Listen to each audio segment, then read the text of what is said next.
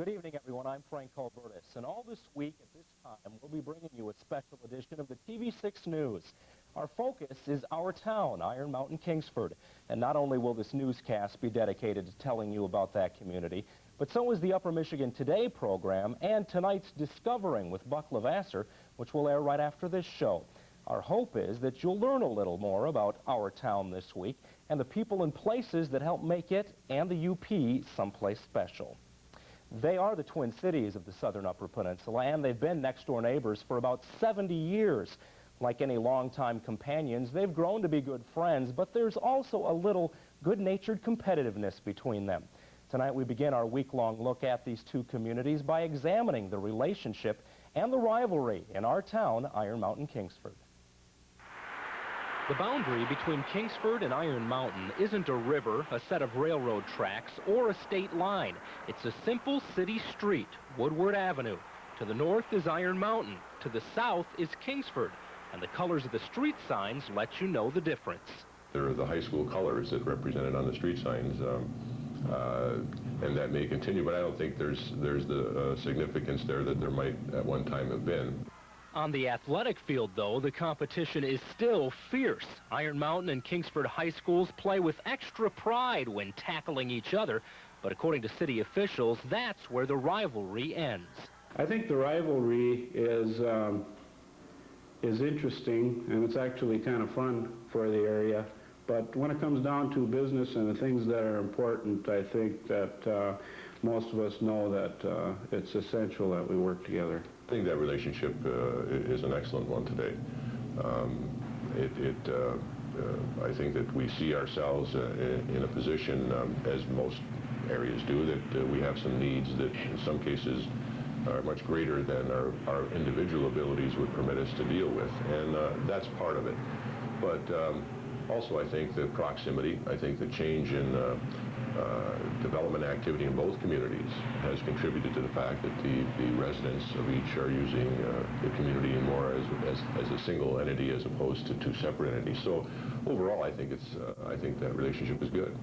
So that's how those in public office view the kinship between their communities. But how do the residents of the two towns feel? I feel that it's a pretty good working relationship.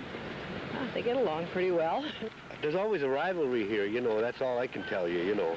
I guess they get along pretty good to me. Iron Mountain Kingsford's got along great. I think the biggest thing is the rivalry just between the athletic teams. Other than that, I think the business community is really booming. We've got one of the better areas for expansion in the UP, and I think it's shown that we've grown over the last 5 to 10 years. Tomorrow we'll delve more into the growth going on in the area and the sound economic climate there. But from all indications, it is a good relationship that exists between Iron Mountain and Kingsford, and only a friendly little rivalry. There's also a rich history dating back over 100 years, and it was the economic opportunities in the area that first led to the settlement of our town, Iron Mountain, Kingsford.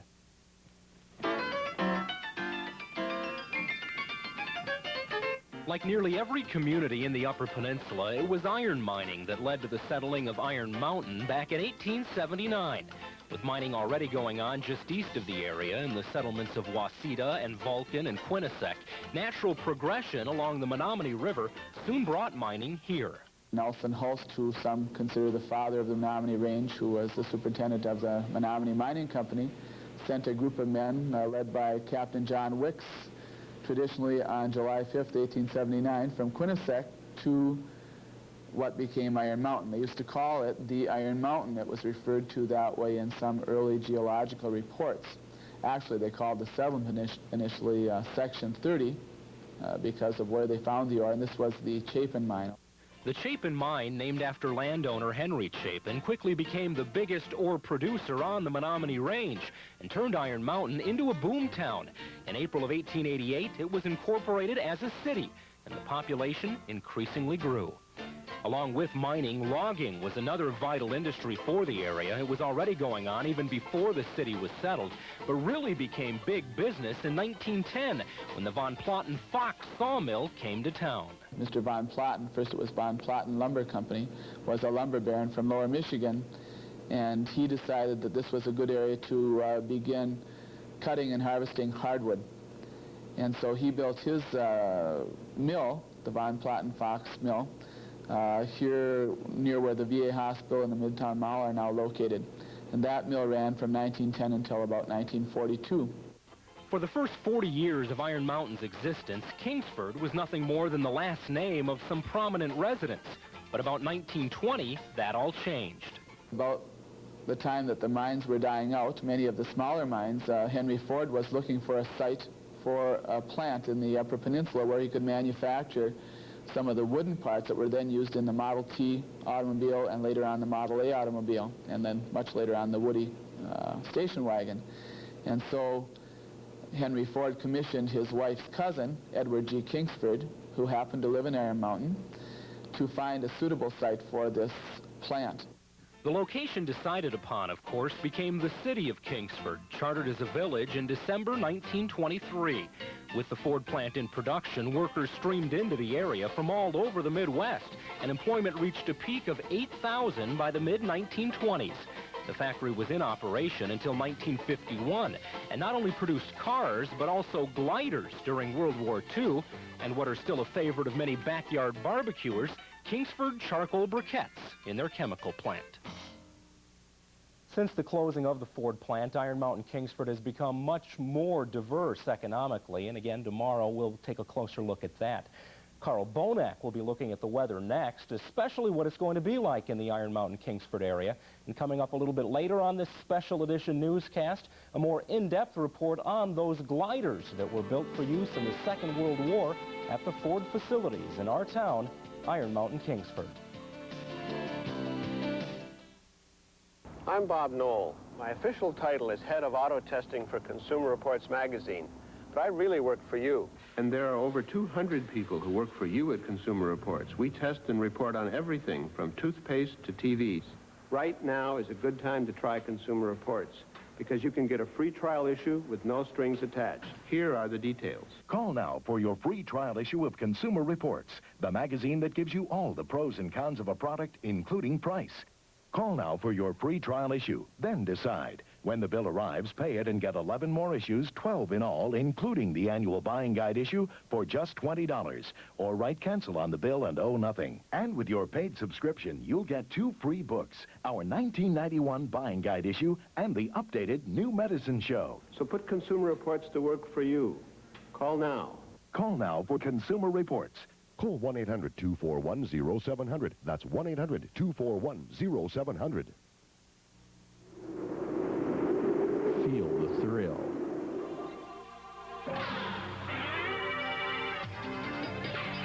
The Pine Mountain Ski Jumps. Featuring 65 athletes from 9 countries. It's an international event you won't want to miss. The Pine Mountain Ski Jumps, brought to you in part by these sponsors. The Pine Mountain Ski Jumps, coming to Iron Mountain. Carl Bonak's here now with the weather, and the Pine Mountain Ski Jumps are this weekend, and there's been a lot of worries about whether or not there's going to be enough snow. Well, it's not going to get warm so they can make snow, but right now we're in a drought. Definitely. We're in a drought, and we don't see any major systems, at least not up through the end of this week. We'll see what happens next week. But it's just going to have to be artificial. Right. In fact, I think a poet once said, there's nothing more uninspiring as drought. Let's take a look at... Especially for ski jumpers. Yes. Let's take a look at this drought situation. Actually, we have to be honest and say that it's not quite this bad yet, but we've been really in a kind of a drought situation for the past several years over the Upper Peninsula. And there's no real sign that this is going to change. In fact, the last time we had 1/3 of an inch or more of precipitation in one day was back on December 3rd and 4th when we got clipped by that big storm that hit Wisconsin. Since we've had 1/2 an inch or more was way back on October 18th when we had that big storm move through. Remember, with that 3.5 inches of rain and then about 7 inches of snow up here on the hill with 64-mile-per-hour winds. But since then, it's been mighty quiet, and I don't see any real change because of our wind flow, an upper airflow coming out of the northwest. This is always a dry pattern for us. We once in a while get a little clipper or two moving on through, but that's really about it. And when you're in this dry situation, it seems like even a good-looking system that comes through kind of fizzles out. Right now, there's very little in the way of cloudiness over the United States. With the old southern part of the jet stream, there's some showers moving into southern Texas, And out to the west, we do have a more substantial looking low moving in on the Pacific coast. In fact, there's rain falling in places like Seattle with snow in the higher elevations. It looks like this low pressure area will head to the east, but then take a dive to the southeast over the next couple of days. I really don't think we're going to get affected by this storm system. If anything, it'll take a while before it gathers moisture, and it'll probably affect folks like on the east coast toward the end of the week. We have 1 weak system forecast through for tomorrow with some very light snow or flurries. Then behind this system, colder air will start working in, but out ahead of it tomorrow with light south to southwest winds, I think will warm things up just a little bit. Here's that Pacific Northwest low heading to the southeast. Again, it should stay well away from us, so no important snow outside of lake snow once this new system moves on in for the end of the week. Temperatures, since this is our town, Iron Mountain, Kingsford, let's take a look at Dickinson County. Only 4 degrees at Ralph. Hardwood's got 12. It's 13 both at Norway and at Iron Mountain. Channing's at 10 degrees. Around the rest of the area, well, it's 11 at Marquette and Houghton, 22 at Menominee, still rather mild down there. It's Ironwood at 6 above, and off to the east, finally the snow's winding down on the east end of the Upper Peninsula, 9 degrees at Sault Ste. Marie. The forecast for tonight, clear with partly cloudy skies in the snow belts and some scattered flurries, a low down to 5 below with light and variable winds. For tomorrow, partly to mostly cloudy, not as cold, a little light snow and flurries, a high of 22. And for Wednesday, right now we'll be in between systems the way it looks, partly cloudy and a high of 26. The extended forecast, much colder again, the usual lake snows, highs 8 to 18 above, lows 0 to 10 below. So the folks close to the lake have been getting snow, but even there, snowfall's below normal this year. And Iron Mountain and Kingsford are not near the lake, so I don't think we're going to see too much out there in the way of snow the next several days. Just be counting on the snowmaking machines, cold temperatures. And we stay cold. Right now it does look like cold temperatures probably for the next week to 2 weeks. And it certainly feels colder after you've just had a week of very warm temperatures. It sure does. Much colder. Thanks a lot, Carl. When we come back on this special edition of the TV6 News, we'll take you back to the 1940s when Ford was building World War II gliders at their factory in our town, Iron Mountain, Kingsford. Northern Michigan Bank of Kingsford, serving the needs of the Iron Mountain, Kingsford area since 1976, is proud of our town, our people, and our way of life. Helping to preserve that way of life, Northern Michigan Bank offers a home equity loan that meets the needs of our customers and is easy and inexpensive to obtain. This loan can be used for whatever you decide, whether it be a new car, a boat, a vacation, or your children's education, and the interest is tax deductible. Northern Michigan Bank, working hard to make our town even better. Pine Mountain is spectacular, but there's much more to our town. Iron Mountain Kingsford takes even greater pride in 2 fine school systems. And Coldwell Banker Wildwood and Iron Mountain takes pride in the level of service they offer both buyers and sellers. All Coldwell Banker Wildwood agents are licensed in both Michigan and Wisconsin and offer multiple listings. Locally owned and a member of the Sears Financial Network, they work for you. Coldwell Banker Wildwood and Iron Mountain, an important part of our town. They're back. At Fry Chevrolet Geo in Marquette, 34 S10 pickups starting from $72.32. That's right. Now you can buy a Chevy S10 pickup from $72.32. Because we ordered too many. You'll never buy an S10 pickup at a lower price. Choose from 34 S10 starting from $72.32. Only at Fry Chevrolet Geo in Marquette. You've already gotten a little familiar with some of the history of Iron Mountain, Kingsford, including the Ford plant that played such a big part in the founding of the city of Kingsford itself. But while cars and car parts were the main products produced there, planes also came out of the plant. Local historian Bill Cummings tells us more about the Ford gliders in our town, Iron Mountain, Kingsford.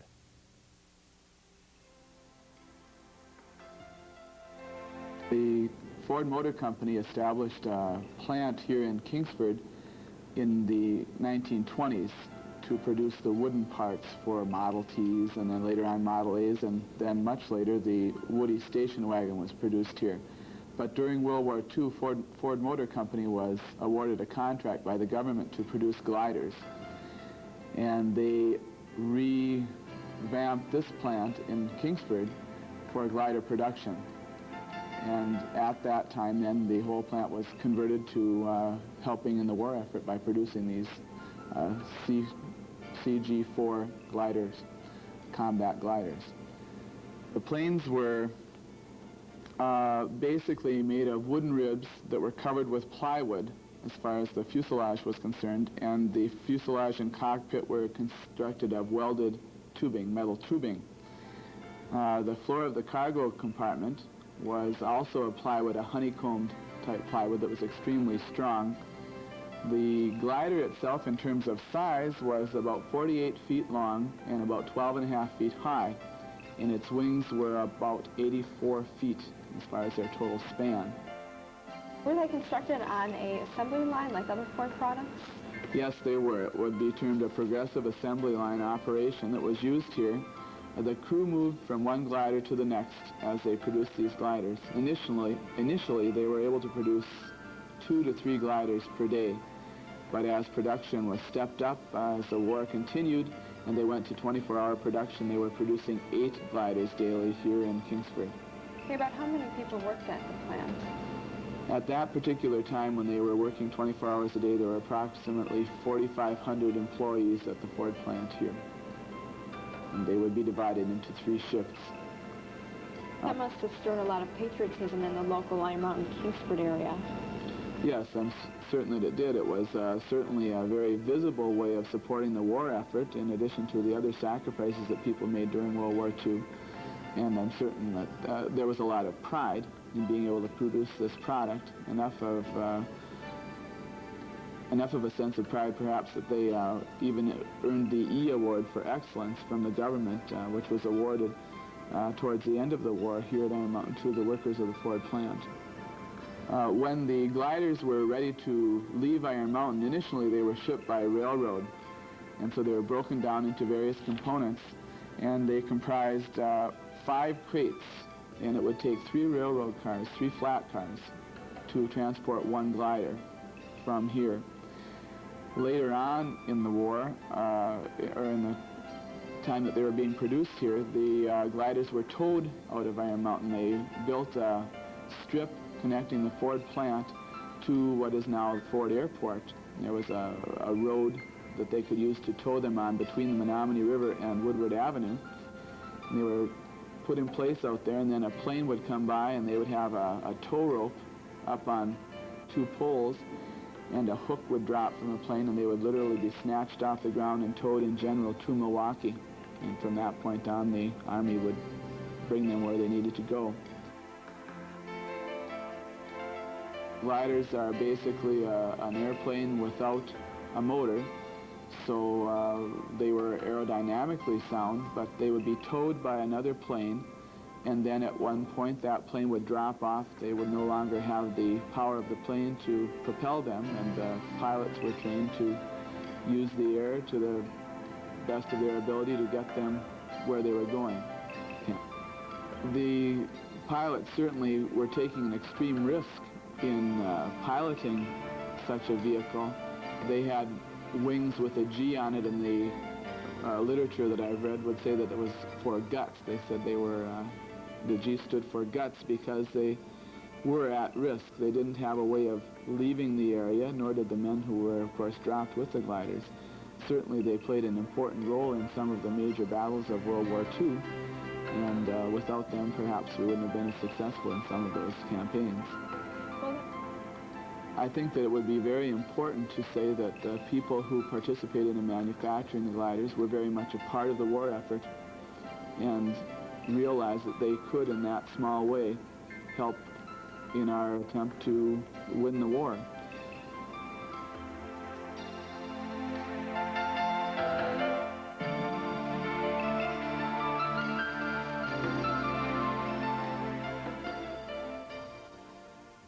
Some wonderful old footage there, and while we're looking back in time, Mike Counter is in next with sports, and he'll have a talk with an old-time ski jumper, Walter Brotland, one of the first men to take a trip off giant Pine Mountain. Stay with us.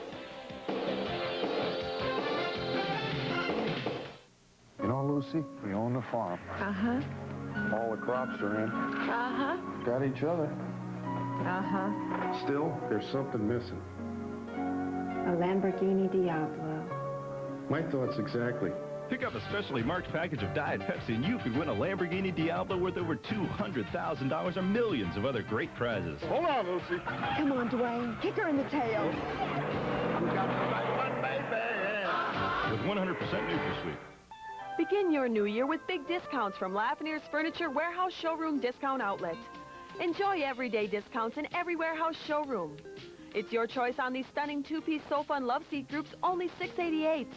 Relax in any of these plush rocker recliners, now only $298 each. Or choose a New Year wing chair or swivel rocker starting at just $98 each. Shop today and every day for New Year discounts at Lafreniere's Furniture Discount Outlet, Negaunee.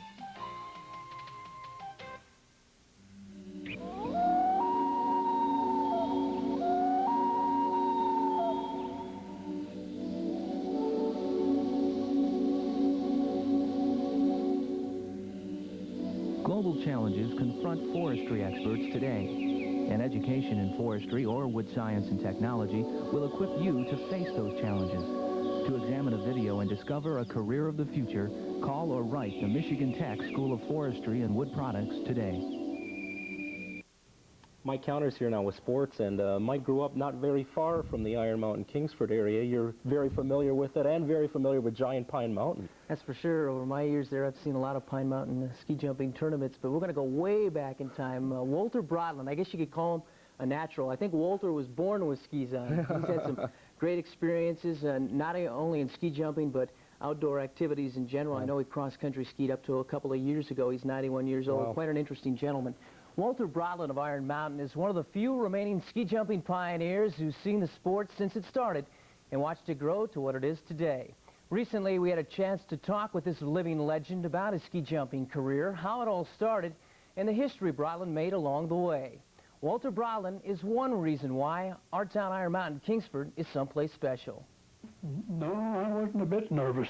No, it didn't bother me till I was raring to go. Born in 1900, Walter Brodlin was raised in Ironwood. He's one of 6 boys. He also had 2 sisters, all of whom have passed away. But it didn't take Walter long to get acquainted with a pair of skis. In fact, he says in the wintertime he really had no choice. The snow was up to your neck most of the time. And you had to have skis to go anywhere almost. I couldn't even go down to the store without skis or snowshoes because they never had no plows them days. The combination of lots of snow and a big hill in his backyard prompted Brodlin to start jumping at age 10. Little did he realize that when he strapped on his first pair of skis, he was launching a 42-year romance with the sport of ski jumping. Brodlin moved from Ironwood to Iron Mountain back in 1935 and has lived in this home ever since. Now, just up the road behind me is Giant Pine Mountain, built in 1939, and the first official jumper was Walter Brodlin. Was he scared? No way. Pine Mountain is a big hill, but Brodlin says for him, the bigger the better. It didn't bother me at all. I like big hills. And I like to go up in the air. Brodlin wore the familiar blue colors representing the local Kiwanis Ski Club for 25 years. He and some of his jumping buddies turned pro for 5 years, but the lack of hills and money at the time made it impossible for him to continue. He hung up his skis in 1952. Brodlin has many great memories to share. He jumped at Soldier Field, now the home of the NFL's Chicago Bears, in 1938, placing 3rd in Class A. But there is one ride he especially remembers. It wasn't on the tournament. It was the week after when it was all ice. Oh, talk about go. Now at age 91, Brodlin and his 86-year-old wife Gertrude enjoy each other's company. They have 2 sons. In 1989, Brodlin suffered a slight stroke, and he says it set him back a little bit. But this ski jumping pioneer has seen the sport come a long way over the years. And Brodlin says as long as he's alive, he'll continue to follow ski jumping and those who ride those big hills. Walter Brodlin is a true outdoorsman. Not only was he an avid ski jumper, Brodlin enjoyed hunting and fishing as well. Following this special edition of Our Town, Iron Mountain, Kingsford, Buck Levasseur will have more with Walter Brodlin on Discovering. I really enjoyed my couple of hours I spent with Walter. He always said, make sure you come back and have a cup of coffee. I'd like to talk with you again. He looks like a guy that really enjoys talking about the old times. What do you have in store for us tomorrow? Tomorrow we'll focus on the Dickinson Amateur Hockey Association and their one-star, only star player, Brian Gans from Kingsford. playing for the enemy Wildcats, who just came off a great weekend. Exciting weekend. Great hockey against Minnesota. In first place now in the WCHA. And Gans is getting some playing time with him, so he's doing well. Making an impact at just a freshman. That's right. All right, thanks a lot, Mike. We'll look forward to it. Still to come on this special edition of the TV6 News, we'll look ahead at what we'll feature tomorrow from our town, Iron Mountain, Kingsford.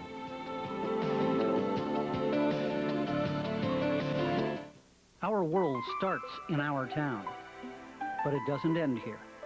Not when you're served by the people in the plains of Dickinson County's Ford Airport. Ford Airport offers 4 round-trip flights per day to Chicago's O'Hare Airport and 2 trips per day to Minneapolis-St. Paul in the fast, pressurized cabin aircraft of Great Lakes Airlines. Fly from nearby. Fly from Dickinson County's Ford Airport. Ford Airport, playing an important role in the future of our town. If you think ice fishing is fun, think how much fun you'll have fishing for over $13,000 in cash prizes in the Daily News 3rd Annual Ice Fishing Derby. Pre-register now for just $3.50 per person at the Daily News, 215 East Ludington and Iron Mountain. And then hit the ice on Lake Antwine Saturday, February 23rd for cash, trophies, and prizes. There's even a kids panfish derby and kids under 12 fish free.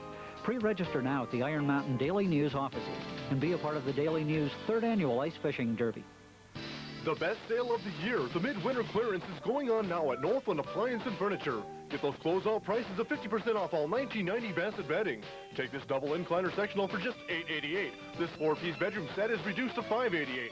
Saving recliners priced as low as $198. Right now, this sofa with 2 Wallaway recliners built in is sale priced at $688. When you purchase 3 or more pieces of this modular wall unit set, take an additional 20% off. The midwinter clearance going on now at Northland Appliance and Furniture.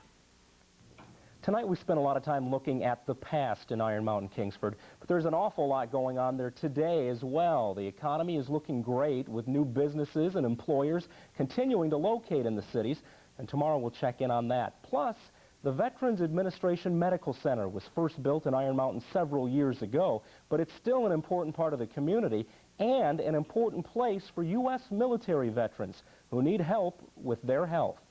Our customer is the veteran himself, and it's our goal, and certainly my goal, to see that we do provide the best care to the veterans that we serve in this medical center. I don't know what I'd do if it wasn't for this place. I think they have a terrific staff. The doctors and the nurses are excellent. And as far as that goes, all the personnel that work here are excellent people. TV6's Steve Dolinsky will have more on the VA hospital tomorrow on this program, and we'll also profile a top-notch dog trainer. So that does it for this Monday night special edition newscast. We're happy you could join us. Up next is a special Discovering program with Buck Lavasser, also featuring some of the people and places in our town, Iron Mountain, Kingsford. Stay tuned for it, and please join us again tomorrow as we continue to look at our town, Iron Mountain, Kingsford. Good night.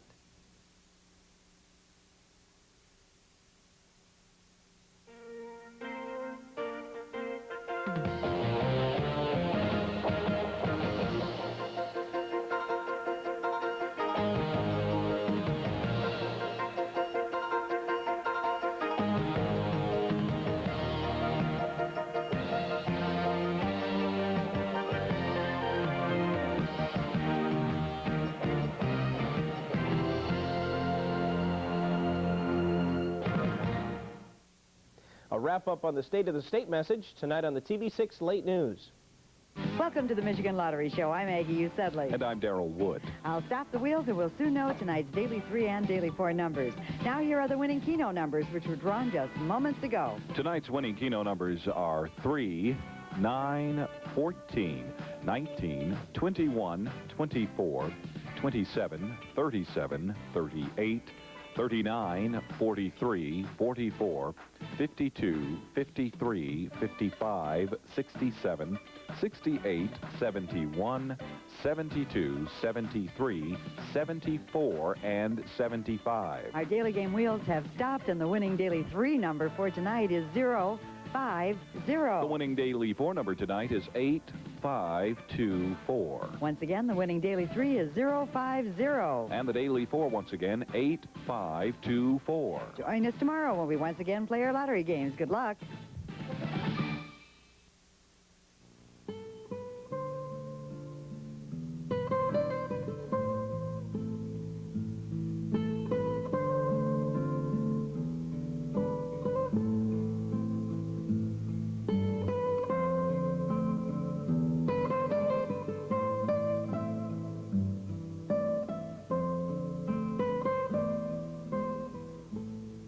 Oh, them old days were nothing like it. Nothing like it, boy, I tell you. They can have these days with their cars and beer and kids and girls and what have you. And that's all they know. They don't know what fun is. Kids don't know at all what fun is. That was fun. We used to walk all over.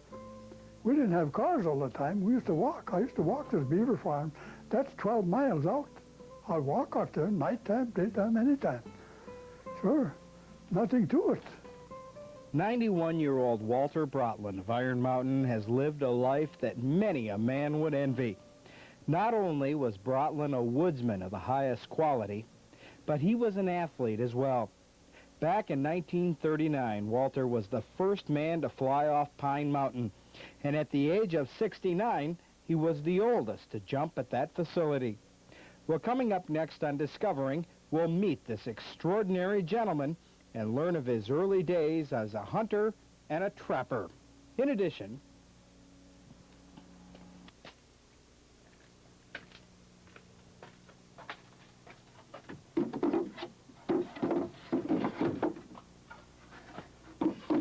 in the fall, I made 328 of these bluebird houses for Wildlife Unlimited, and in the spring I made 177 wood duck houses for the same group, and they have fundraising where they get enough money so they can pay for the lumber and such, and then they donate these to the DNR, and the DNR has some college students come up from Lower Michigan to put them out in the country.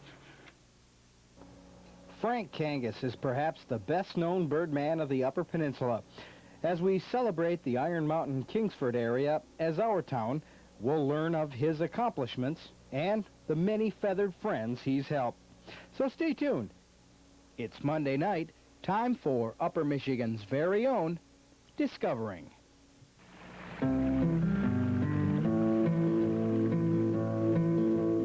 secret streams that flow beneath the cliffs of colored stone, the forests thick and healthy with birch and pine and oak, surrounded by the greatest lakes this world has ever known. The black bear's awesome presence as he roams the hills and fields, the call of the timber wolf, the loon's lonesome trill, the eagle soaring high above, the trout lies deep and still. These are what I treasure, the only way I measure the feelings that I have for this fine land. There's so much to discover when you're a long-time lover of northern Michigan.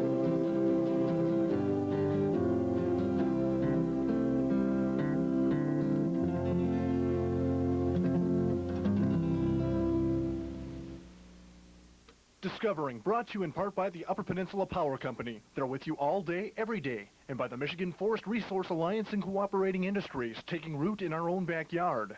And by your Upper Michigan GMC truck professionals.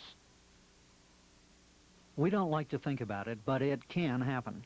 Your child, alone, in an accident, injured and unable to identify himself. It does happen. But fortunately for him, he's wearing a safety identification tag provided by UPCO. It gives his name, address, phone number, and any important medical information. It may have saved his life. For safety identification tags and more information about this program, visit your local UPCO Service Center. UPCO cares. America demands a lot from Upper Michigan forests. Wood to build and furnish thousands of new homes and produce millions of tons of paper. The good news is we have more trees today than back in 1920, thanks in part to the efforts of our Upper Peninsula Forest Products Industries, who plant over 3 million trees a year and use natural regeneration techniques that make our forests a truly renewable resource, and for many, a better place to live. The Michigan Forest Resource Alliance and Cooperating Industries, taking root in our own backyard. 1985, 86, 87, 88. 89. For 6 straight years, the full-size pickup from GMC Truck has retained more of its original value than any other in America. That's why sales of the Sierra are growing faster than any other full-size pickup. And we intend to keep it that way in 1991 with these new Sierras. See your Upper Michigan GMC Truck professionals. I got burgers. Hot dogs? Nah. Looking for something different from a fast food restaurant? Welcome to the club. Hardee's introduces the Turkey Club. Fresh sliced turkey breast, crisp bacon, lettuce, and ripe tomato. All sandwiched between Hardee's own multi-grain bun. And it's easy to get into this club because right now the dues are very low. Introducing the Turkey Club sandwich, only at Hardee's.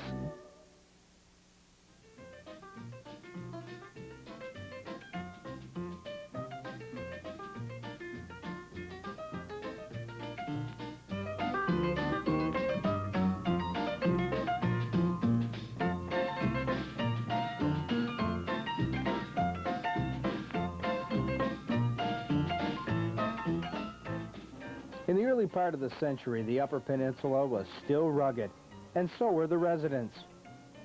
It took a lot of hard work to make ends meet, whether it be on the farms, in the mines, or in the woods. In the year 1900, a young man was born in Ironwood by the name of Walter Brotland. Growing up, young Walter learned much about the wilds. In fact, the major recreation in those days was found in the outdoors. At age 14, Walter had to attend school during Michigan's annual deer season. And during that period, you can bet his mind was not on the 3 R's, but rather with his elders at deer camp. Their efforts that year produced quite a harvest. But young Walter, in the years to follow, would get his chance, and he would become quite an accomplished hunter, trapper, fisherman, and athlete. But first he was to discover more of the Great Lakes region, including Minnesota and Ontario. We were going up to northern Minnesota to trap, and we left Ely, Minnesota by canoe. And we went up to go to this particular place. Some county up there was giving out tracts of land for trapping, see, because they had closed the season on certain animals, see. And we were going to go there, and they gave out 6-mile tracts per man in that territory, and they're just opening it up, see. And when we just about got there, we met a guy coming back, and he says, "No use," he says, "it's all taken up. He got no more tracts to give away." So we could have got 12-mile tracts, see, between the two of us. So we had our whole load there, whole canoe load, 1,000 pounds anyway in there. And I said, well, we ain't going to unload here, and we ain't going to unload and go back by any means. I said, we're going to go trapping someplace. And he says, why don't you go across the lake here over to the Canadian side? There's a fur buyer over there, and he's got a place to, they raise fox too, he says. So I said to my partner, well, why not? It'll cost us, $50 a piece anyway for a license. So, let's go over. We don't know where to go from here now, I says. It's all in this strange country. So we went over there, and he says, sure, he says, he took us out, and he took us on a great big hill, and he showed us country about 3-4 miles away that used to be Indians in there one time, and they all died of TB. All the Indians died of TB, the whole tribe, all but one family.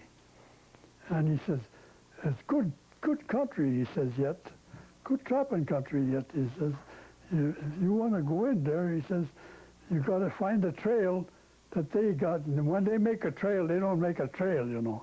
They just break a branch off here, that's all, here and there. And you got to find that or you never get through. So was that when you went to Canada and trapped? And you spent the year? Yeah, that was 1923.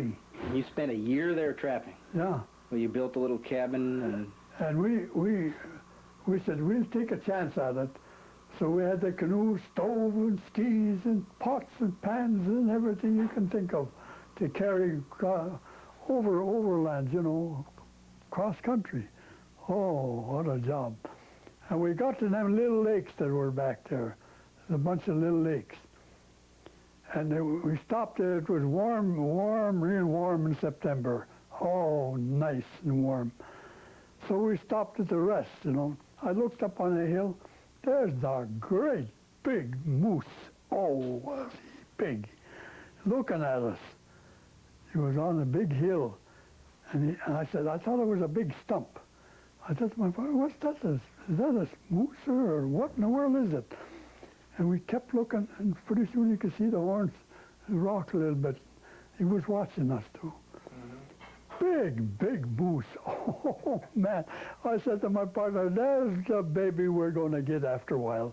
We're going after him later on. So we had moose steaks all the time. There. Oh, boy. But there was a lot of partridge. Oh, the place thick with partridge. I never in my life seen anything like it. They were like flies in the woods. We wore out the 22 shooting partridge. Oh, there was partridge and rabbits. Oh, boy. 3 years after his initial trapping adventure, Walter returned to Canada, this time with a different partner. On this particular trip, they both nearly lost their lives when their 18-foot canoe capsized in freezing weather. Now, they both swam to a nearby island, but were without supplies and matches. Now, Walter, who was an outstanding athlete, went back into the freezing water to retrieve the canoe. As he put it, their lives were saved by God above and no one else.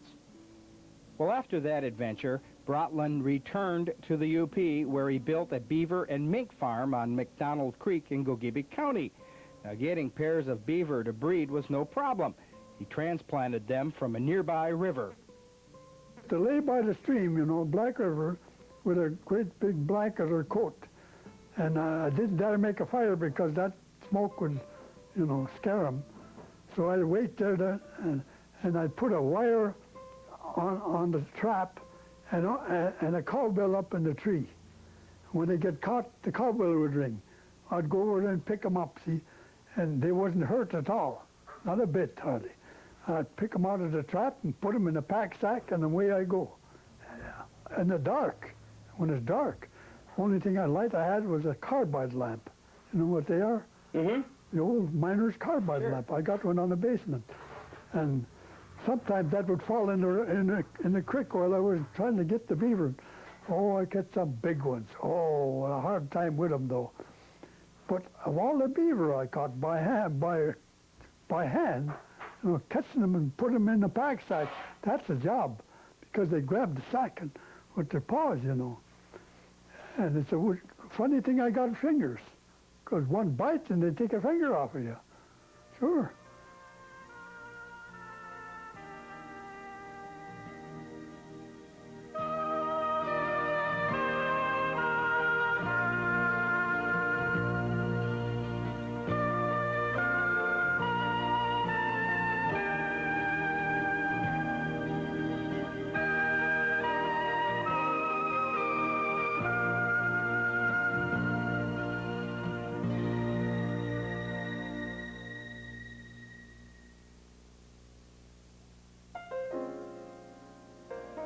In the 1930s, Walt moved from the western UP to his present home in Iron Mountain to work for the Ford Auto Factory. There he met his wife Gertrude and began raising a family. Well, besides factory work, hunting, fishing, and trapping, Walt was also touring the Great Lakes region, ski jumping. He says he hit them all: Red Wing, Minnesota, Chicago, Detroit, Ironwood, Ishpeming, and in 1939 was the first rider off the brand new Pine Mountain ski jump.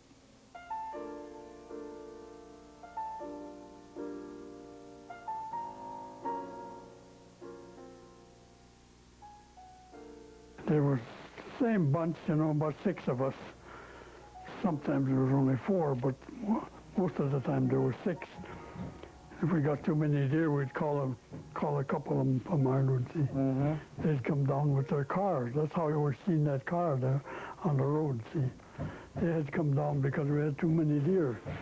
We had 6 deer and there was only 4 of us. So that's something waited for the train to come, you know, throw them on the train and away we go. His love, however, continues to be the great outdoors. At age 91, his recollections of his early days of deer hunting are etched firmly in his mind. I like my hunting. Boy, we used to get the deer, boy, I'll tell you. Oh, man. We all got big bucks because there was a lot of deer in these. And none of us ever used to post. We never posted. Didn't even hear about it. We were never hunted that way anyway in the first place. We always walked, and everyone had a compass, see? You couldn't get around that country without it. No way. And so we'd pick up a deer track, see? And then we'd track them. That's what we done. It was always snow, see? Most all the time snow almost. And then we'd track them.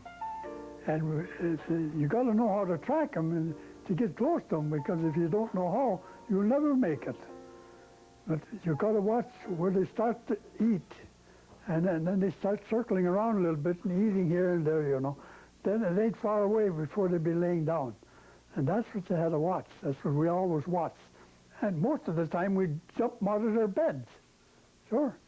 But we're all used to hitting, shooting deer on a run, because we used to hunt with coon hounds. And start in September, and we'd wind up until we went in November down to this camp.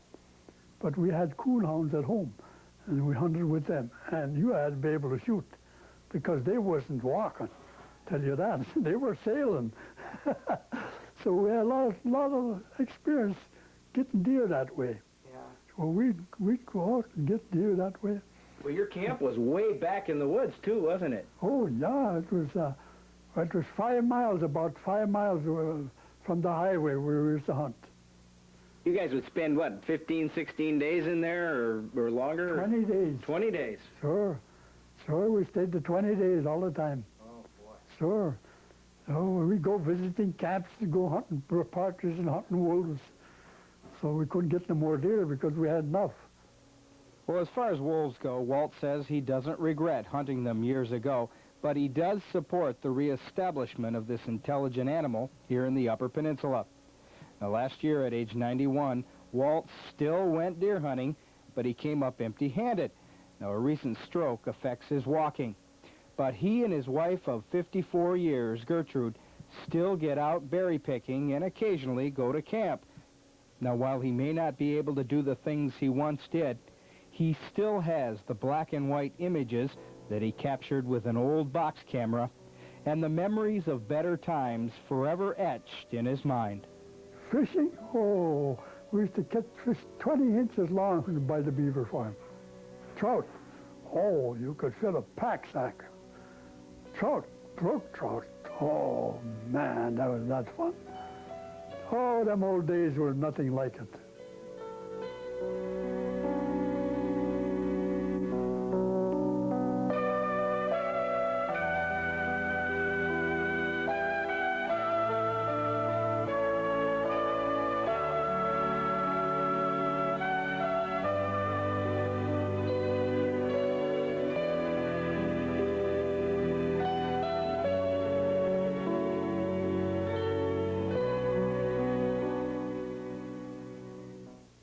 Discovering, brought to you in part by Fry Chevrolet Geo of Marquette. Make every day a Friday. And Range Telecommunications, today's leader in personal and business communications. They're back. At Fry Chevrolet Geo in Marquette, 34 S10 pickups starting from... $72.32. That's right. Now you can buy a Chevy S10 pickup from... $72.32. Because we ordered... Too many. You'll never buy an S10 pickup at a lower price. Choose from... 34. S10 starting from... $72.32. Only at Fry Chevrolet Geo in Marquette. Range Telecommunications is uniquely qualified to communicate with Upper Michigan. A mobile telephone in your car or truck gives you hours of extra productive work time every week. How fast you get information and how fast you can respond can make a big difference. Mobile telephones increase your freedom while keeping you available to people who need you. And a Range mobile telephone system is very economical. Range Telecommunications. Call us. If you think ice fishing is fun, think how much fun you'll have fishing for over $13,000 in cash prizes in the Daily News 3rd Annual Ice Fishing Derby. Pre-register now for just $3.50 per person at the Daily News, 215 East Ludington and Iron Mountain. And then hit the ice on Lake Antoine Saturday, February 23rd for cash, trophies, and prizes. There's even a kids fan fish derby and kids under 12 fish free. Pre-register now at the Iron Mountain Daily News offices and be a part of the Daily News 3rd Annual Ice Fishing Derby. Oliver Hoffman, do you know what to do if you need help paying your Mishcon gas bill? Just call them, but use the real phone. Hello, Mishcon. For payment assistance, call the number on your bill.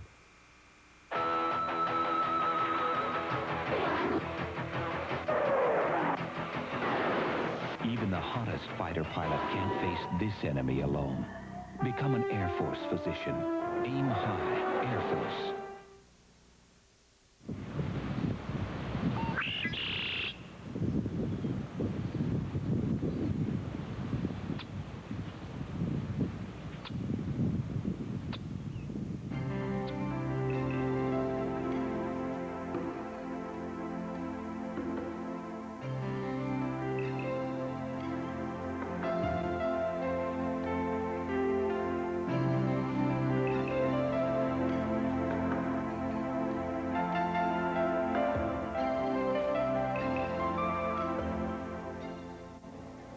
If you love something, set it free. If it comes back to you, it is yours. If it doesn't, it never was. I first read this saying at the home of Frank Kangas in Kingsford. Now, Frank is known throughout the area for his dedication to wildlife, especially birds. During the past 2 decades, his unselfish dedication to the Audubon Society and to their feathered friends has produced immense satisfaction for both he and his wife. And until a recent stroke slowed him down, he was spending every available minute of his retirement nursing birds, counting chicks, building birdhouses, and educating children. In the fall, I made 328 of these bluebird houses for Wildlife Unlimited, and in the spring I made 177 wood duck houses for the same group. I, of course, have birdhouses of my own out in the country. I have 90 that I have scattered around out in the areas where there are plenty of bluebirds. And last summer, for example, I had 167 bluebirds that fledged. They grew up and flew away from my houses. So each year I have, because I put out a few more houses, I have a good supply of birds growing up. Other birds do come in the houses too, a lot of tree swallows, but I'm primarily interested in having a lot of bluebirds. They're a beautiful bird. I remember their song from when I was a youngster. Get your exercise. Here we go. Exercise those wings a bit here. Yeah. That's good, yeah. It's always hit by... Not long ago, Frank retired from the job of nursing injured birds. During his years, he's helped everything from hummingbirds to eagles. Yes, I did it for 11 years, and then one day, all of a sudden, I decided I don't have any that I'm taking care of right now. I'm going to stop. And it's been 6 years, May will be 7 years that I've discontinued the project. But I have many happy memories, sad memories of it. What is your best memory, Frank? What is the most rewarding recovery program that you ever went through here? Well, of course, I was always partial to those 4 young saw-whet owls that I had. For some reason, I liked those. Those came up from down near Beecher in Wisconsin. And when they were ready, I brought them back. for the same area where they came from. And then the tiny hummingbird that I had, the baby hummingbird, I think those two were my favorite ones, although this one sow owl that I brought down to Lower Michigan, that was another favorite of mine. And many people, when I took it to an Audubon camp out there, and many people photographed it in a tree that I had a string on its legs so it couldn't fly away while we were at the camp out. Well, today, Frank declines the invitations to speak at schools and social clubs, although he sure enjoys that work. As he mentioned, he still makes a few nest boxes for Wildlife Unlimited, as he has for years, and he also makes a few for himself, which he sells to benefit the Audubon Society. Now, while he may be slowing down a little, at age 77, he still has lots of pep, and his contributions to the feathered friends we all enjoy will not be forgotten.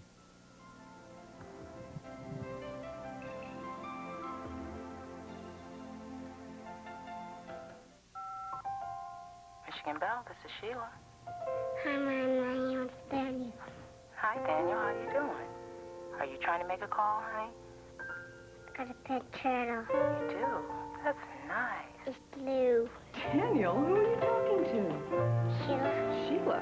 It's nice to know that behind all the technology at Michigan Belle, there are people, too. I'm so sorry to bother you. That's okay. We were just talking. Wisconsin Electric is... A special Our Town Iron Mountain Kingsford edition. Good evening, everyone. I'm Frank Albertus, and thanks for joining us again as we bring you a special edition of the TV6 News, focusing on our town, Iron Mountain, Kingsford. All this week, we're looking at what makes our town a great place to live, and tonight, a great place to do business. These sister cities in southern Dickinson County have been going through some amazing economic growth the past several years. New businesses are popping up all over the area, and others are expanding, and that is creating a lot of new jobs. This evening, we look at just how good things really are and why it's happening in our town, Iron Mountain, Kingsford. Business is booming in Iron Mountain and Kingsford, but it's happening in different ways. There are two entirely different types of base, and there is industry in Kingsford, there is industry in Iron Mountain. There is a lot of retail in Iron Mountain, and not quite as much in Kingsford. They have a good doctors, dentists, almost a medical park down Pile Drive. That's expanded tremendously in the past 5 or 6 years. They're different, but they work well together.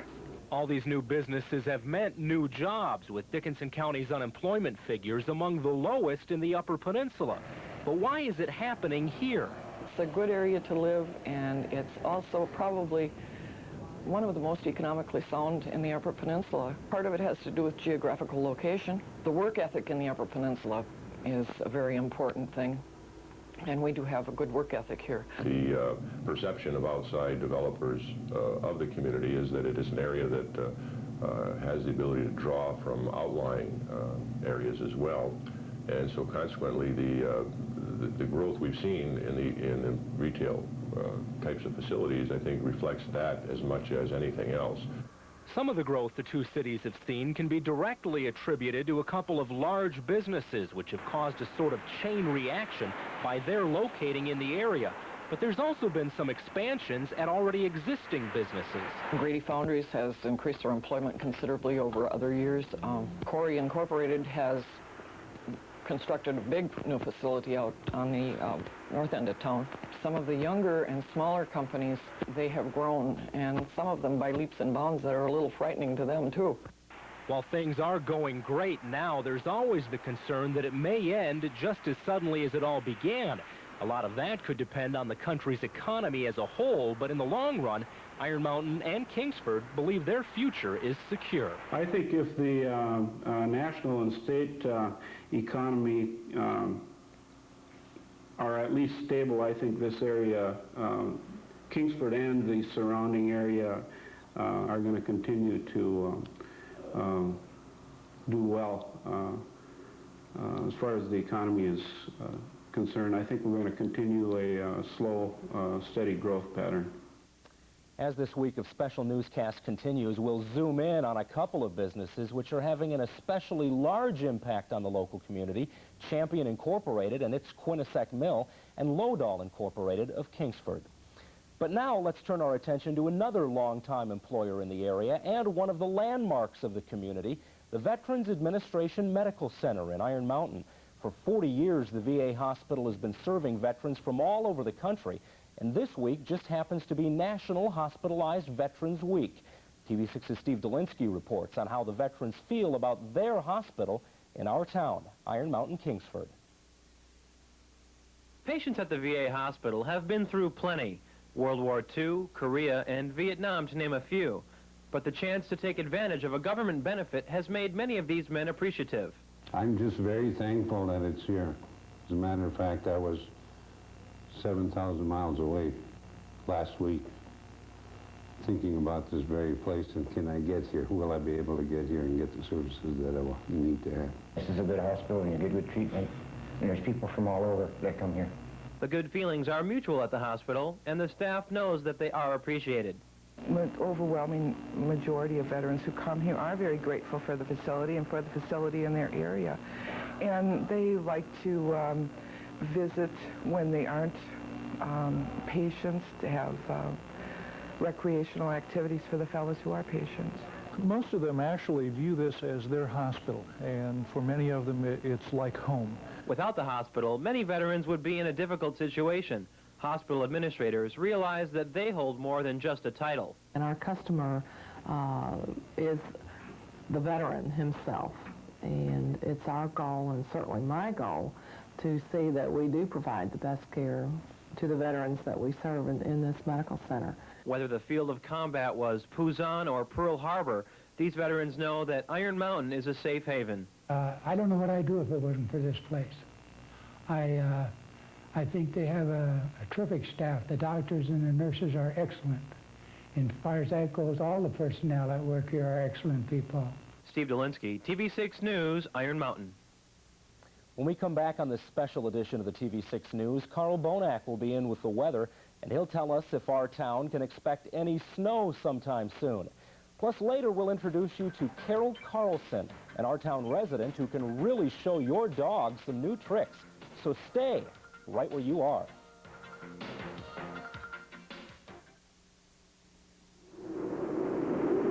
Feel the thrill.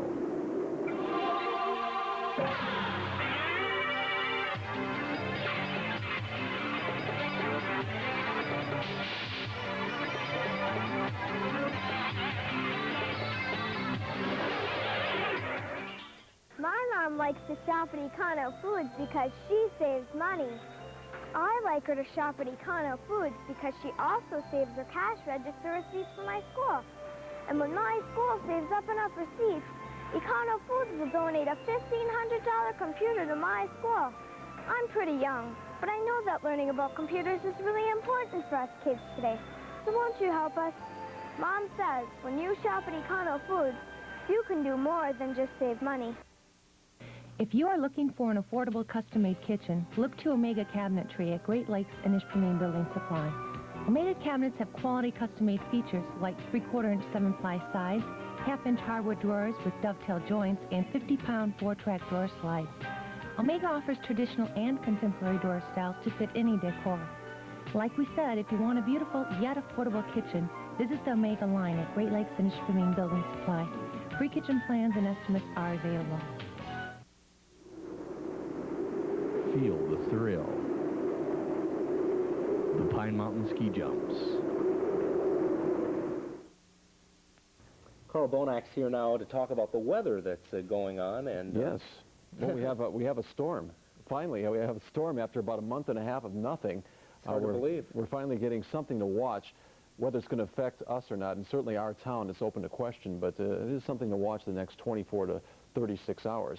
Let's take a look at that gathering storm by satellite if we can move the maps ahead a little bit, and you can see that we have actually a double-barreled low-pressure system. One low sitting right on the Alberta-Saskatchewan border. That's the main low at the present time, and another low-pressure area developing down in the Oklahoma Panhandle. A variety of frontal systems, warm, increasingly moist air down to the south, cold Arctic air up to the north. We're kind of in between right now, and we'll be watching this evolving storm system. Right now, a basic westerly flow, and this westerly flow has allowed our temperatures to moderate a little bit. Here's the impulse that's creating that storm system and will eventually amplify into a major trough of low pressure. This looks like a real stem winder of a storm for on Thursday and late in the week for the eastern third of the country. And the question is, as always, where is this storm going to go? We know that we're going to get the cold air down here. We know that a storm is going to develop somewhere in the central portion of the country. The exact track is still undetermined, and that, of course, determines how much snow we'll get out of the system, if any. This morning we had clear to partly cloudy skies over the Upper Peninsula, but those clouds moved in quickly, and as that low pressure area starts to form, you can see how those clouds are thickening up right now. In fact, some snow, some of it not reaching the ground now, reported in central Wisconsin. We've got a couple of patches of snow here in the Marquette area too, and off to the east. In fact, Sault Ste. Marie's been getting some pretty good snow over the last couple of hours. The main low pressure area, again, now located just to the north of Montana. The way it looks, these two systems will kind of coalesce, come together, and move on a track something like this. At least this is what we think right now, down into Missouri, and then to the east-northeast to, between Cleveland and Detroit by Thursday morning. If this track would turn out, most of the UP would get just light snow, but the heavy lake effect snows could kick in the Marquette area and also up in the Copper Country if indeed this track would turn out. Right now around the area, Iron Mountain, Kingsford at 26, it's 22 at Norway, down to 17 at Ralph. Ralph's kind of like the Amasa of Dickinson County. There seemed to be the cold spot around the region. Around the rest of the area, 23 now in Marquette, down to the south a little bit warmer, 33 in Milwaukee, 28 in Detroit. The forecast for tonight, cloudy areas of light snow and flurries down to about 15 for tomorrow. Light snow redeveloping again with a high of around 28 as winds go into the northeast. And the outlook for Thursday, windy, much colder, snow showers, and there is a good chance of some heavy accumulation near Lake Superior if the storm winds up the way we think it will. A high of 22 with falling temperatures. And the extended forecast, lingering lake snow, very cold on Friday, calmer, milder weather for the weekend. Single numbers on Friday, so it looks like a real cold period coming up. But mild on the weekend, so the folks that want to get out to the ski jumping may not have to bundle up all that much. And also for the UP 200, and hopefully we'll get some snow in the Marquette area because it's pretty tough sledding right now. Pretty tough jumping probably in Iron Mountain as well. Thanks, Carl. Up next on this TV6 News Our Town edition, we'll go to the dogs and show you a lady who can get the most out of your mutt.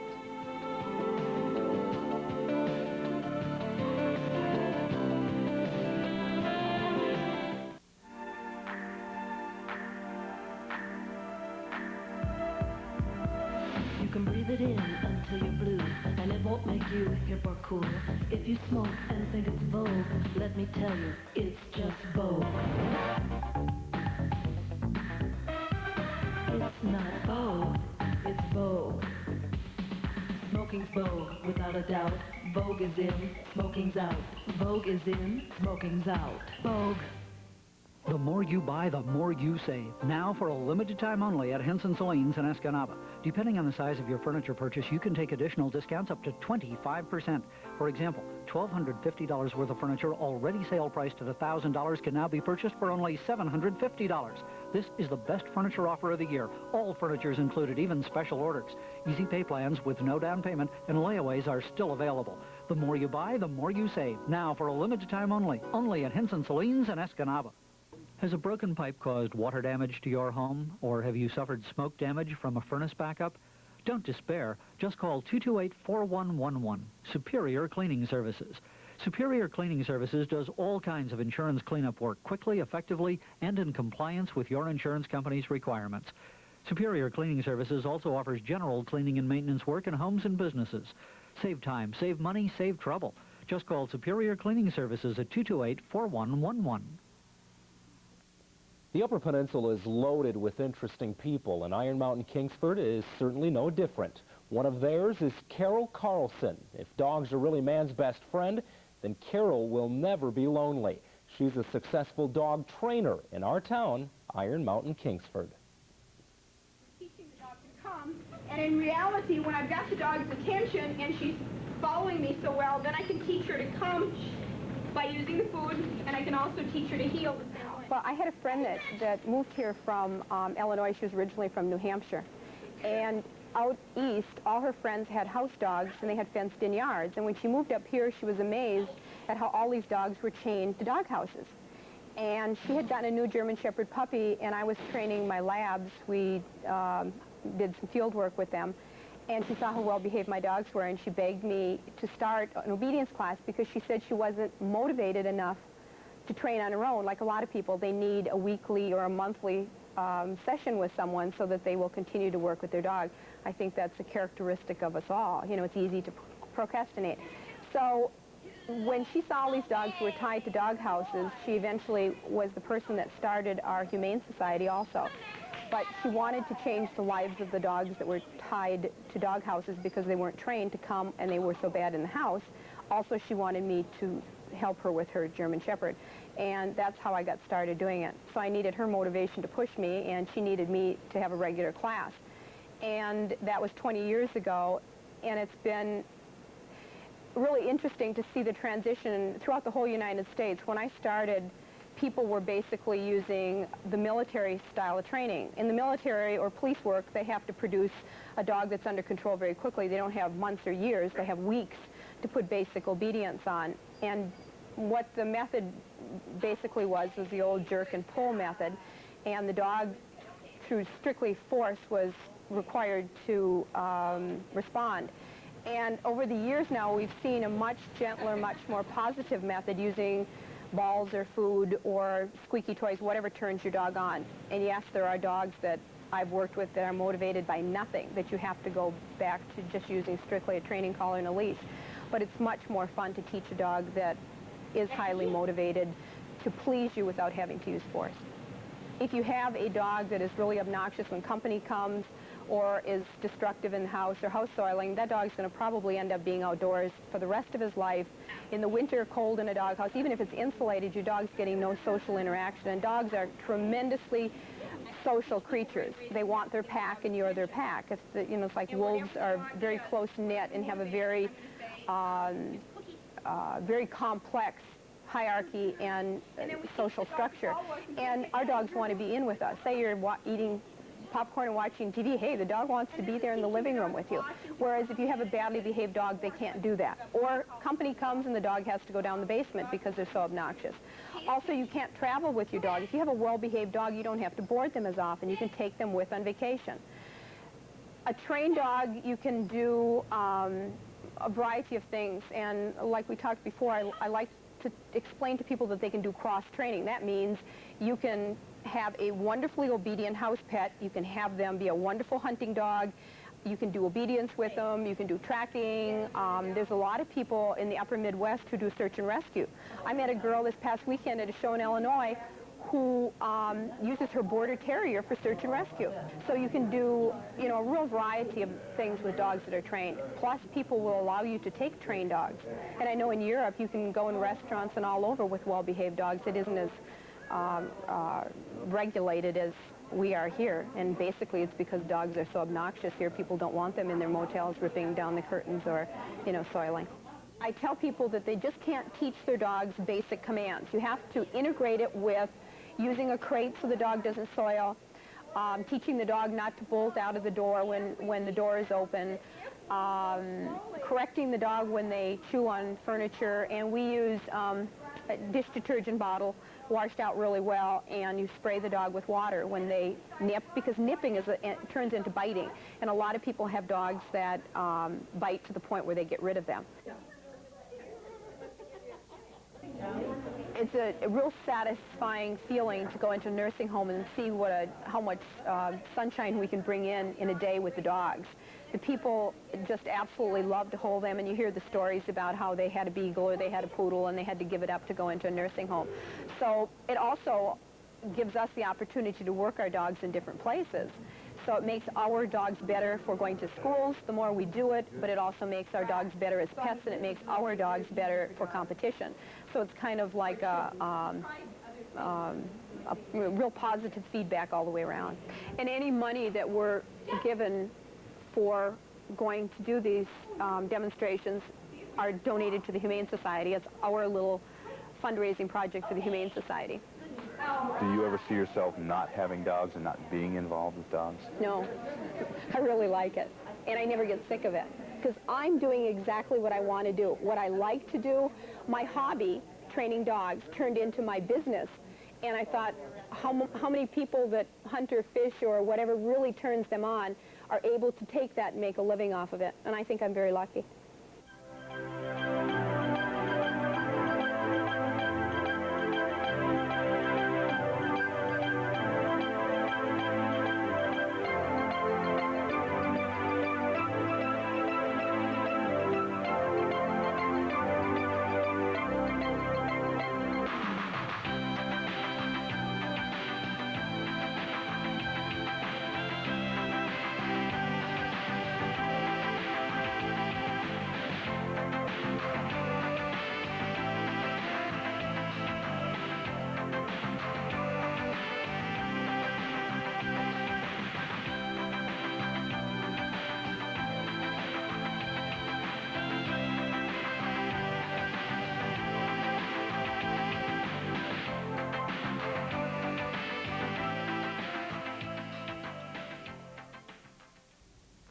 Those are some animals that have really learned their lessons well. Our own Mike Counter has also been doing his studying of the Amateur Hockey Association in our town. He'll be in next with sports and tell us all about it.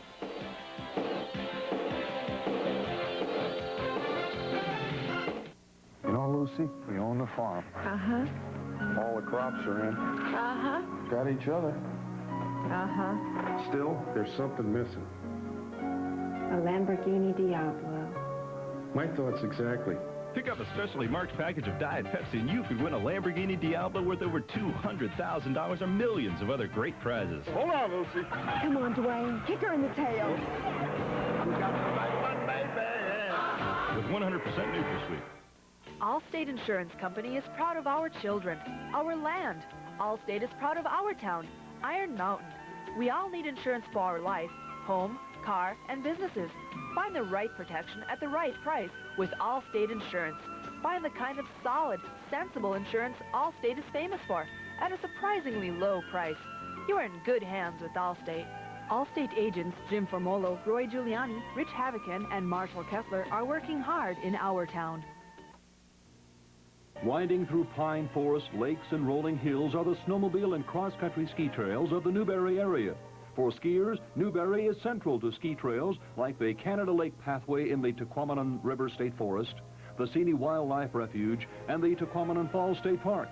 Groomed snowmobile trails will take you in any direction with restaurants and gas available throughout the trail system. This invitation to visit the Newberry area is brought to you by Rahiles IGA, Newberry State Bank, Barrett Company, and Newberry Oil Company. Mike Counter's in now with sports, and while ski jumping is the big event this weekend at Giant Pine Mountain, we're going to talk about hockey, which has also become very big in the our town area. It's really starting to grow. Of course, Brian Gans has really helped that out a lot. Right. As I look up and down the Northern Michigan University Wildcats roster, only 2 current players from the Upper Peninsula. It kind of shows you how difficult it is to make it at that level.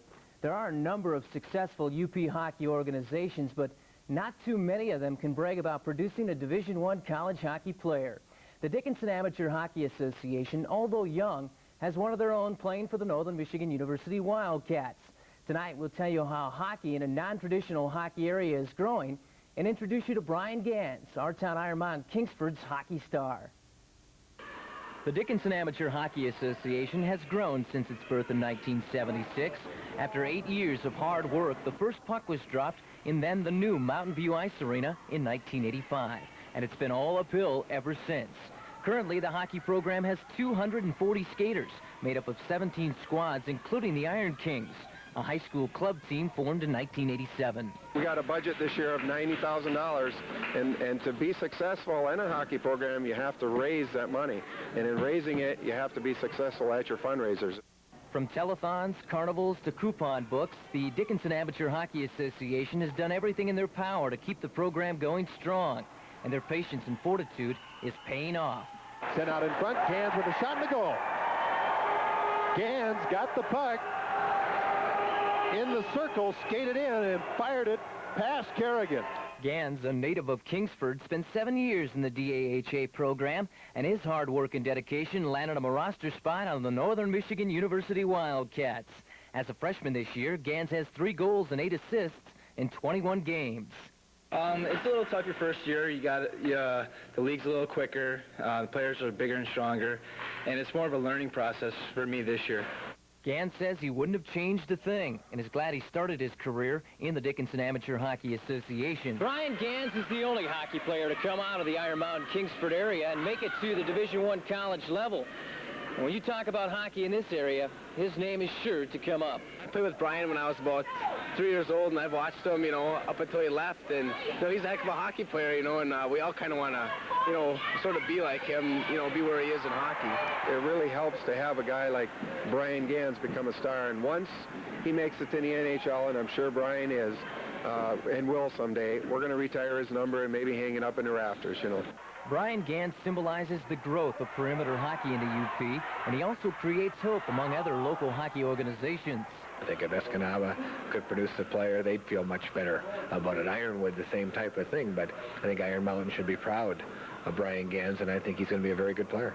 The Iron Mountain Kingsford area has a vested interest in Brian Gans, and as well they should. He came up through their ranks and is now a member of one of the best college hockey teams in the country. One footnote to the story, Brian Gans is listed 3rd in the WCHA as a 1991 National Hockey League entry draft pick.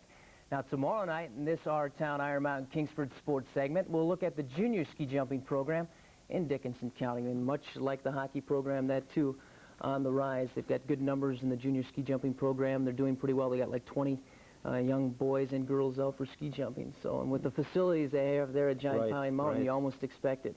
And the facilities for hockey are also excellent. Mountain View, they've done a very nice job getting that thing put together. And Gans is really doing some things, not only with Northern, but also nationally. Was a member of, Select 17 team. That's right. You look at the freshmen that Northern have that really are contributing. Gans, Tony Zabel, and Joe Frederick.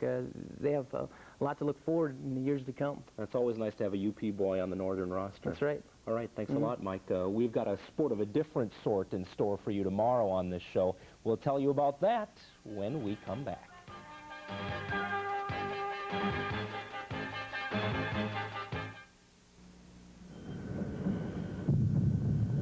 Work. Nobody said it would be easy. So Red Wing makes shoes tough and rugged and comfortable, even if you walk 20 miles a day. Nobody said it would be easy, but Red Wing makes it comfortable. Find quality Red Wings at Isso's Shoe Hospital in Iron Mountain. Proud to be an Our Town sponsor. H&R Block is prepared to take care of anyone's taxes. We have to know the changes. We have to know the forms. That's our business. America's tax team is ready for you right now. We're prepared for all kinds of tax situations, from the simplest to the most complex. No matter how complex your tax return is, H&R Block can handle your return. It's satisfaction guaranteed. No wonder more people choose H&R Block to get their tax returns done right. We're America's tax team. Put us to work for you. What's that cool going down? What's that chill rushing through it? What's that takes your breath away? It's the taste of real refreshment just for the taste of it. Diet Coke. Your Upper Peninsula Coca-Cola bottlers, Wolf Radio and Citgo Quick Food Marts bring you the Great Keweenaw Peninsula Snowmobile Rally with big cash prizes. Call this number for details and enter now. All-terrain vehicles, those 3- and 4-wheelers that burst on the scene about a decade ago, have always been popular with Upper Peninsula hunters who need help dragging their deer out of the woods. But tomorrow, we'll show you an Our Town man who has another use for his ATV, setting speed records. We did the run on 920 feet of ice, and we left ourselves about 300 feet of shutdown area. And it takes every bit, at 105 miles an hour, it takes every bit of 300 feet to stop it. It's pretty exciting. TV6's Scott Doling talked with this speed demon, and we'll have a whole lot more on him tomorrow. Plus, we'll take you inside the Quinnipiac Pulp and Paper Mill run by Champion International and hear about the effect they're having on the local economy in our town.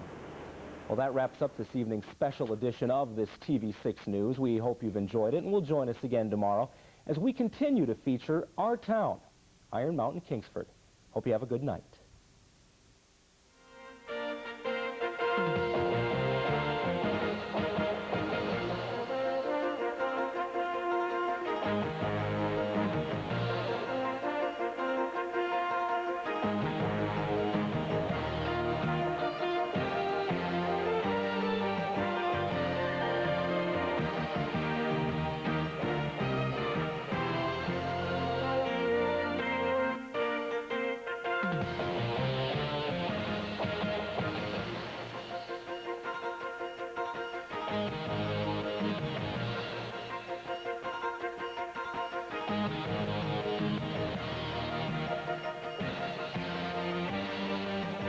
News, a special Our Town, Iron Mountain, Kingsford edition. Good evening, everyone. I'm Frank Albertus, and thanks for joining us tonight as we once again feature our town, Iron Mountain, Kingsford. All this week at this time, we're highlighting some of the people, places, and events that make the Iron Mountain, Kingsford area a special part of the Upper Peninsula.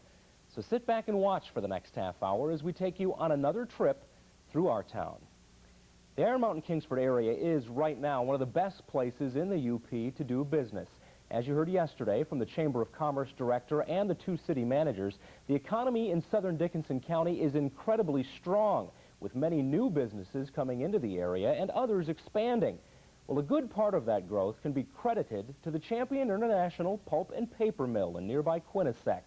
Since beginning operations in late 1985, the Champion Mill has only improved, and so has the business climate in our town.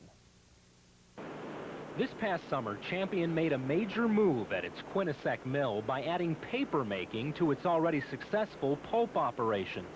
When the new paper machine went online, it brought Champion's total number of full-time employees to about 575 and bumped its annual payroll to over $22 million. Those jobs and that money are having a big effect on the workers taking the paychecks home and the stores and other businesses where they're spending that money. There is an increase in goods and services and the needs for things. And if you know, as I'm sure you have, driven around the Iron Mountain, Kingsford area, we have supermarkets under construction. We have new restaurants coming in. We're in a growth mode, and that's contrary to a lot of towns. What's happening with the pulp and paper industry for Dickinson County has had a tremendous impact on us as far as other businesses are concerned. Service industries are springing up for them. Retail is expanding out along US 2 in Iron Mountain and within the city of Kingsford. About 60% of the workers employed at Champion are from the local area. The other 40% have helped Dickinson County's population grow for the first time since the Ford plant closed in the 50s. But the Champion Mill's impact on Iron Mountain and Kingsford comes in more ways than just money and people. Obviously, we're involved in many charitable organizations and contributions in the community. One thing that I'm most pleased with and proud of is our middle-level education initiatives, which we've now established partnerships with 5 area school districts. It's an effort to enhance the educational opportunities for all the students in this area, as well as the teachers. Any large corporation locating in a new area brings some fears to local residents. But in the last 5 years, Champion feels it's earned the trust of its new neighbors. I think we're pretty well accepted. I think people know that we try hard and that we're sincere in our efforts to operate this in a good manner, in a sound manner, and be a part of the community. We didn't build this place to be here today and gone next week. So we're here for the long run, and we're very proud of the community, and we're happy to be a part of it. While Champion does have a big economic effect on the local community, they don't feel that gives them the right to have a negative environmental effect on the area. So they operate their mill under a set of environmental standards much tougher than the normal state regulations.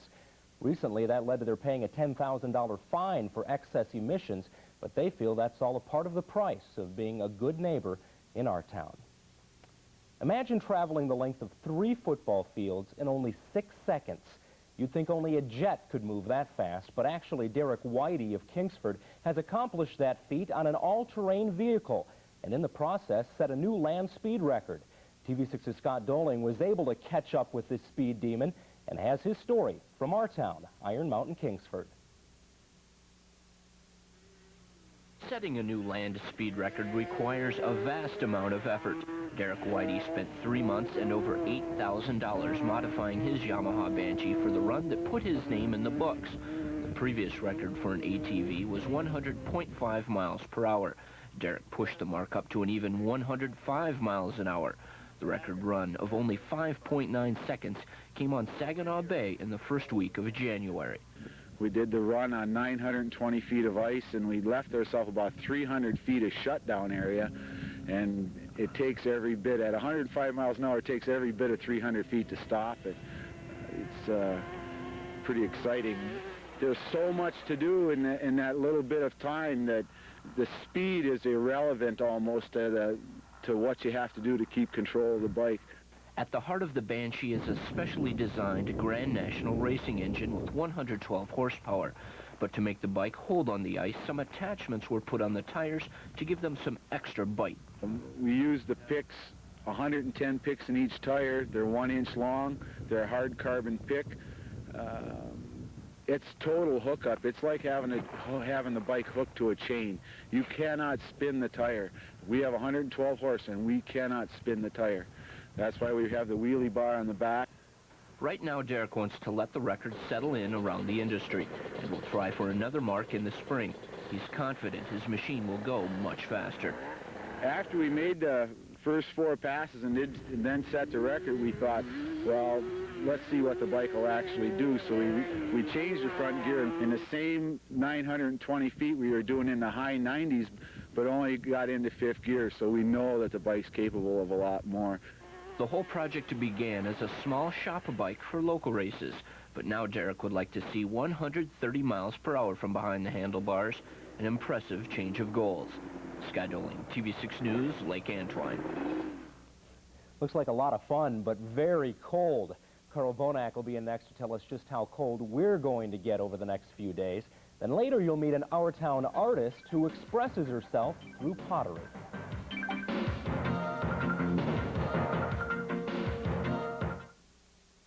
Has a broken pipe caused water damage to your home, or have you suffered smoke damage from a furnace backup? Don't despair. Just call 228-4111, Superior Cleaning Services.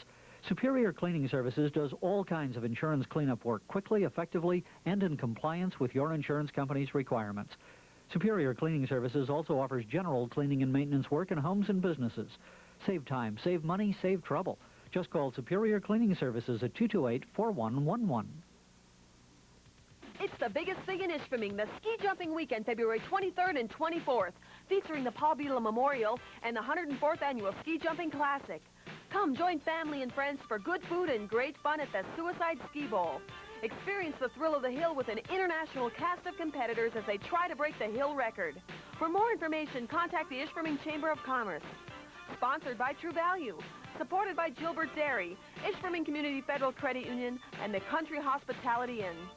If you think ice fishing is fun, think how much fun you'll have fishing for over $13,000 in cash prizes in the Daily News 3rd Annual Ice Fishing Derby. Pre-register now for just $3.50 per person at the Daily News, 215 East Ludington and Iron Mountain. And then hit the ice on Lake Antoine Saturday, February 23rd for cash, trophies, and prizes. There's even a kids panfish derby and kids under 12 fish free. Pre-register now at the Iron Mountain Daily News offices and be a part of the Daily News 3rd Annual Ice Fishing Derby. Carl's here now with the weather, and it is snowing out there. It is snowing very lightly. In fact, many spots have cleared off, but there's clouds moving into the western UP and some light snows falling around White Pine, moving to the east, and that's the forerunners of the big storm and big cold push we expect. Any snow is good snow at this point, probably. Right. It's going to come with a lot of cold wind chills, too, I'm afraid. Let's take a look at what's been going on. Last night we were looking at this evolving storm with lots of clouds over the United States, actually the central portion of the country in particular. We were looking at this system just starting to crank up with one center here of low pressure, another center up just to the north of Montana. This is the way things look right now. We have a big swirl indicating an evolving storm system. It's a very complex low. There's a couple of low-pressure areas, a number of different fronts. This low in Minnesota caused 5 inches of snow at Grand Forks overnight into early today, and now it's snowing through Minnesota, just pushing into the western Upper Peninsula. Down here, we've got a variety of weather conditions. In fact, let's take a look at what's been going on just the past couple of hours. We have thunderstorms, or we had thunderstorms around St. Louis a couple of hours ago with some cold rain back toward Kansas City, while the snow is falling right on the southern edge of these enhanced clouds, as we call them, through Minnesota into far northwestern Wisconsin, with some rain and even some freezing rain and snow pushing up into the southern lower peninsula. Here's the way things look right now. Everything's moving to the east and slightly north of east with thunderstorms. In fact, a tornado reported in southeastern Missouri just north of Cape Girardeau. No reports of injuries yet. A tornado watch through portions of the Ohio Valley. Big thunderstorms developing there with this storm system. The way it looks, we'll get into this lighter snow during the night tonight, and then the big lake snow should be kicking in as that storm system moves off to the east and intensifies. We start to pick up north winds.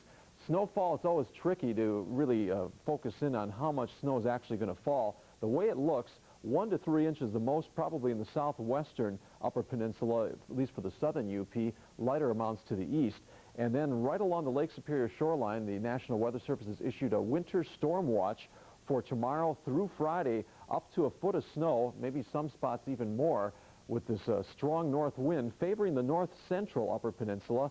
Places like Negaunee and Ishpeming could see a load of snow. Even the city of Marquette will probably see their biggest snow of the year. That's not saying too much. The biggest snow in the city of Marquette so far has only been 4 inches. With the snow, again, comes the cold. Highs for tomorrow only in the teens, but these temperatures should be falling during the course of the day with north winds gusting over 30 miles per hour, wind chills well below zero. Around the region right now, it's a very calm evening. Currently a temperature of 11 from Russell Walters at Ralph. Russell and Ralph. I like that. 18 at Hardwood, 21 at Iron Mountains Kingsford, 20 in Channing, 22 at Norway. Around the rest of the region, it's 15 in Marquette, still 34 at Chicago, and there's nothing going on in Chicago, even though there's that big storm just down to the south. This is a strange storm system, but it does look like a wintry one for us. The forecast for tonight, occasional light snow should spread from west to east with a good chance of heavy lake effect snow developing near Lake Superior by morning. A low down to 12 with those north winds picking up by morning at 10 to 22. For tomorrow, windy, very cold, heavy snow squalls close to Lake Superior. Flurries elsewhere, a high of 12 with falling temperatures, north winds gusting over 30, and that should produce a lot of blowing and drifting snow along the Lake Superior shoreline. And for Friday, windy, continued very cold, lingering lake snow, the heaviest, the way it looks to the east of Marquette and up on the Keweenaw, a high around 4 degrees. Then into the weekend, moderating temperatures. I think this cold blast will be short-lived, but a new Clipper-type low-pressure area moving through quickly could cause some light snow on Sunday, highs 15 to 25 degrees. Sounds like this might be good news for the ski jumping at Pine Mountain. I would say so. You want the cold and you want the snow heading up to it, but you don't want it during the event. Right. And if that can hold off, what does wind look like it might be? Wind looks like it'll really be dying down, but I suppose any wind isn't good wind for them. So. Right. Okay, well, thanks, Carl. Sure. When we come back on this special edition of the TV6 News, you'll meet Carmela El-Khoury, an Our Town potter who can bring clay to life. So please stay with us.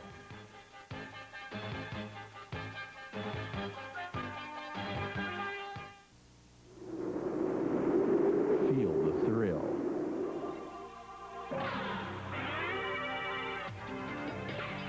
The Pine Mountain Ski Jumps.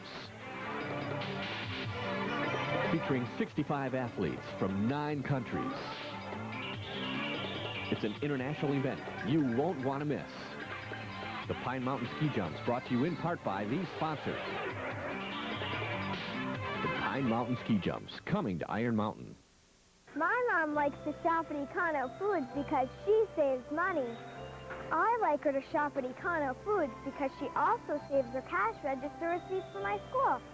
And when my school saves up enough receipts, Econo Foods will donate a $1,500 computer to my school. I'm pretty young, but I know that learning about computers is really important for us kids today. So won't you help us?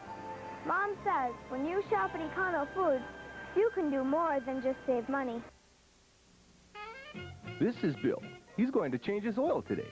This is Bill's wife, Pam. She's going to meet Bill at the ski hill when he's through. But first, she's going to Pennzoil Pit Stop Quick Lube. There, her car will receive a 20-point maintenance inspection, oil and filter change, fluids check and fill, all in 10 minutes or less. Meanwhile, Bill, like usual, has run into complications. So while Pam is shushing and bobbing, Bill is slipping and sliding. Pit Stop Quick Lube and Pennzoil for world-class protection, Marquette and Escanaba.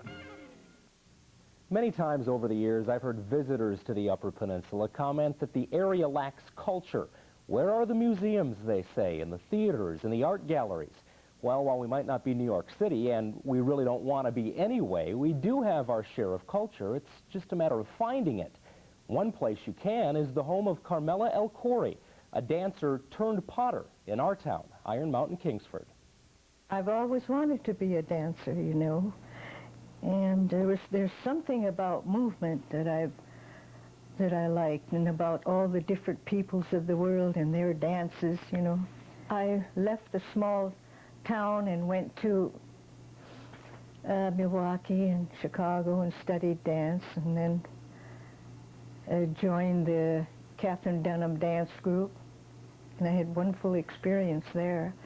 And then going to the group went to Los Angeles, and there I left and remained in Los Angeles, and then later I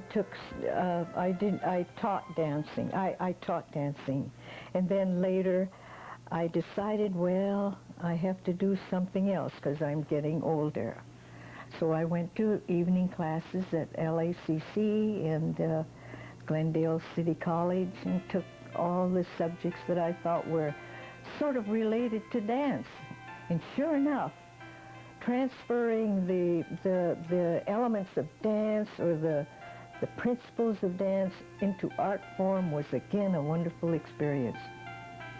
So it was easy shift. Are some of your potteries expressions then of your earlier days in dance? It's so hard to say, you know what I mean. I can't pinpoint it because there's something that you get from your outer experiences that you keep inside, and then first thing you know, you get so that you want to say it.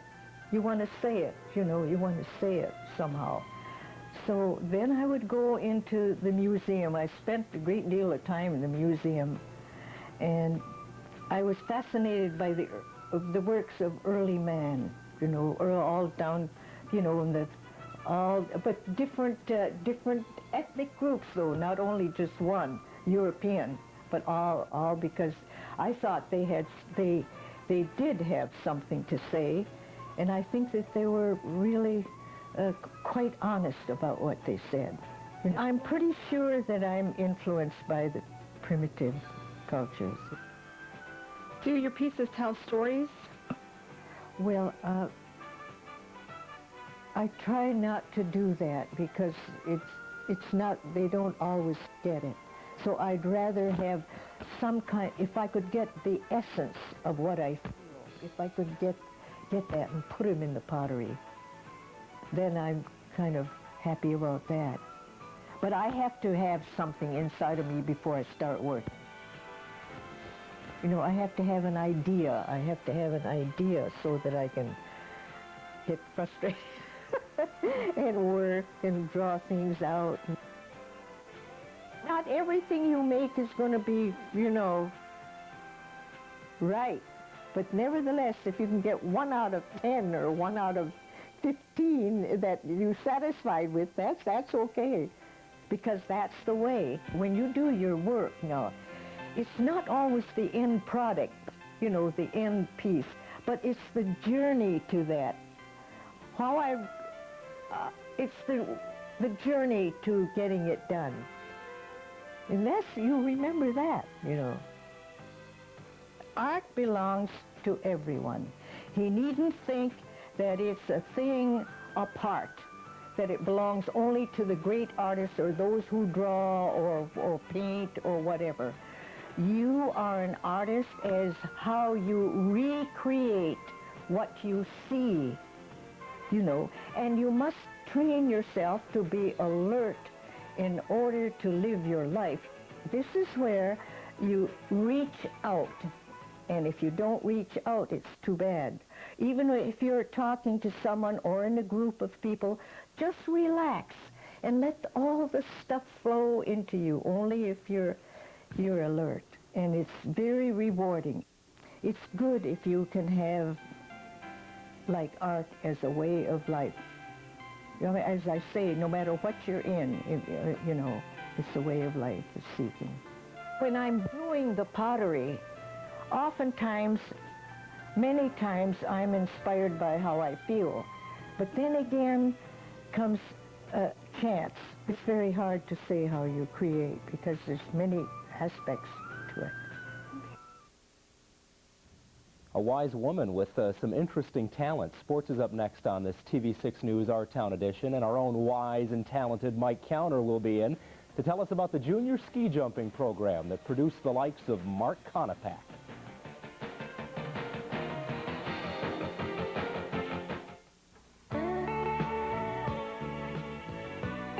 Gilbert Dairy is proud to be part of our town, Iron Mountain and Kingsford. Gilbert's Dairy is proud to bring the delicious Upper Peninsula-made Gilbert Dairy brand of quality milk, cheese, and ice cream to the Iron Mountain Kingsford area. The next time you're grocery shopping, look for us on your grocery shelves. Gilbert Dairy, working hard to make the Upper Peninsula a better place to eat. For 3 days and 3 days only, it's Curtis Furniture's after inventory sale. Over 400 items marked down in every department, including several floor display models. Lazy Boy rocker recliner just $199. 50% off every accessory and picture in stock. 12 by 25 tan Lee's nylon carpet only $299.95. Hammery sofa now $500. Get odd lots of quarry or mosaic tile as low as 99 cents a foot. Both items are well below wholesale. During the after inventory sale at Curtis Furniture in downtown Houghton. The family of Flora Frigerio, who has been missing from her home since the night of February 2nd, is appealing to anyone who may have knowledge of her whereabouts. Tracking dogs lost her trail near the Fire Alarm nightclub in Iron Mountain. It is possible she may have accepted a ride from someone that night. If you have any information regarding Flora Frigerio's whereabouts, please contact the Iron Mountain Police Department at 774-1234 or your nearest law enforcement agency. Mike Counter's now ready to live up to the big billing I just gave him a few minutes ago. And we're back to talking about ski jumping. As Carl told us, we're getting some snow today. There's a chance we may get some more in the next couple of days. And the jumpers are in town ready to go. There's not much you can do about Mother Nature. Like they say, you can't mess with Mother Nature. But tonight we're going to look at the junior ski jumping program. Of course, Frank, to get here, you got to start here. Right. Get eventually off of the big giant Pine Mountain. It takes a lot of work. You got to start at an early age and then work your way up to the top. Ski jumpers who live in the Iron Mountain Kingsford area have a big advantage. And for those who want to begin learning about the sport, the facilities and programs are there for the taking. Nowadays, youngsters have many options to choose from, but from all indications, the Kiwanis Ski Club Junior program is holding its own in our town, Iron Mountain, Kingsford. Kingsford native Mark Konopak took advantage of the Pine Mountain ski jumping facilities in his own backyard. Kano started at an early age, went through the junior program, and was rewarded in 1988. Good, they give it him the flag. Dang, hit it well, hit it very well. Floating nicely, great jump for Mark Konopak. Being a part of the U.S. ski jumping team in the Winter Olympics had to be a dream come true for Konopak, who, by the way, is not expected to jump at Pine Mountain this coming weekend. To get to the Olympics, you must start here in the junior program. This year, 20 boys and girls from the Iron Mountain Kingsford area, ages 5 to 14, are members of the Kiwanis Ski Club Junior program. They train on 4 different hills, depending on age and ability. There's a 10, 20, 40, and 60-meter jump. One day, some of these youngsters hope to soar off of giant Pine Mountain. The junior program is led by Coach Calvin Larson, who says the interest in the program is alive and well, but he would like to see more involvement. Because with numbers is where you find quality skiers. You know, it takes a lot of skiers to pick out a few real exemplary skiers. But we've got a real good start, and we've got some skiers that are really coming along good. Brian Dale is one of them. Dale captured the Junior Class 3 Central Championship last weekend. He also qualified for the Junior Olympic team in a class above his age group. Well, that's quite an accomplishment. Our junior program is growing. We have a real good coach in Cal Larson, and that's what it's really all about, all the young kids. It looks like the track is clear. I'm muddy right now. John Koski from Kingsford is 5 years old, but he can jump with the best of them. He and others going through the junior program all have similar goals in mind. To be in the Olympics. I like when I'm in tournaments and I win medals and stuff. That's I want to win a trophy. But it's a slow process. Hard work like helping to pack the hill each time out, and dedication is needed to be another Mark Counterpack, Eric Hyde, or Therese Altobelli-Chartier, all locals. Down. And the competition is stiff. There's a lot of other activities for kids to be involved in today. But the Kiwanis Ski Club is inching its way to respectability. Start at the bottom and work your way up to the top. That's what it's all about. Speaking of working, tomorrow night in this Our Town Iron Mountain Kingsford sports segment, we'll profile 3 men who combined worked many, many years for the Iron Mountain Daily newspaper. And Buck Erickson, Dick Ferris, and Ron Kramer did a great deal for the sport of ski jumping in that area. We'll have their story tomorrow. And as I mentioned in the piece, Mark Conapak will not be jumping at Pine Mountain this weekend. He's in Italy competing over there. Still be a great competition nonetheless, I'm sure, and the local favorite to watch will be Eric Hyatt. Eric Hyatt, he should do quite well. He's just very young and just came through that junior program not too long ago. All right, thanks, Mike. Still to come tonight, we'll preview tomorrow's show, including a look at the Cornish Pump, one of our town's most prized possessions.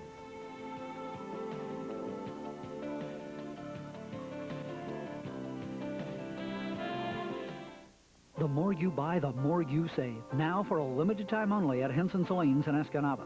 Depending on the size of your furniture purchase, you can take additional discounts up to 25%. For example, $1,250 worth of furniture already sale priced at $1,000 can now be purchased for only $750. This is the best furniture offer of the year. All furniture is included, even special orders.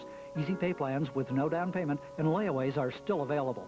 The more you buy, the more you save. Now for a limited time only. Only at Henson Salines in Escanaba. Our world starts in our town, but it doesn't end here. Not when you're served by the people and the planes of Dickinson County's Ford Airport. Ford Airport offers 4 round-trip flights per day to Chicago's O'Hare Airport and 2 trips per day to Minneapolis-St. Paul in the fast, pressurized cabin aircraft of Great Lakes Airlines. Fly from nearby. Fly from Dickinson County's Ford Airport. Ford Airport, playing an important role in the future of our town.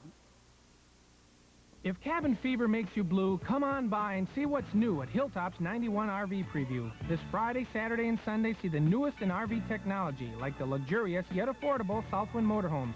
Never before has a mid-priced RV been so full of practical features and owner benefits as Southwind by Fleetwood.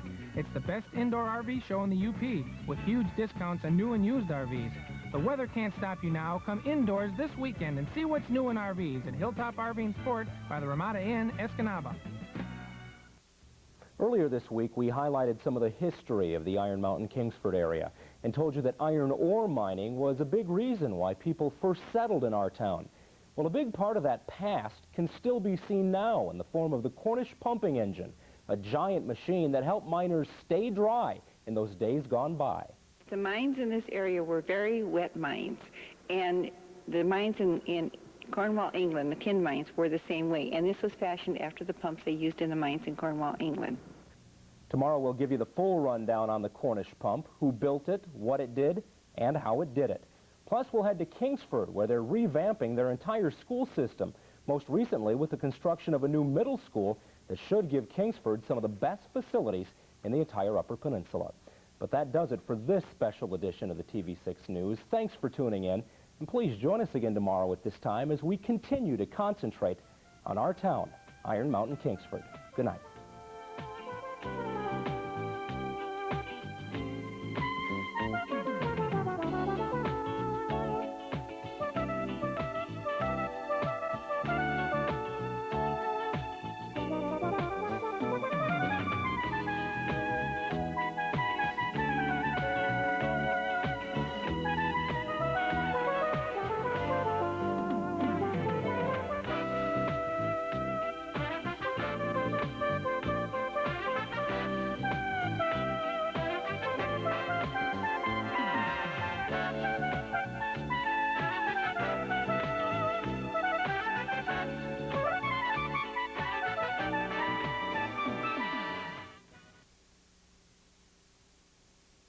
Needs of the Iron Mountain Kingsford area since 1976 is proud of our town, our people, and our way of life.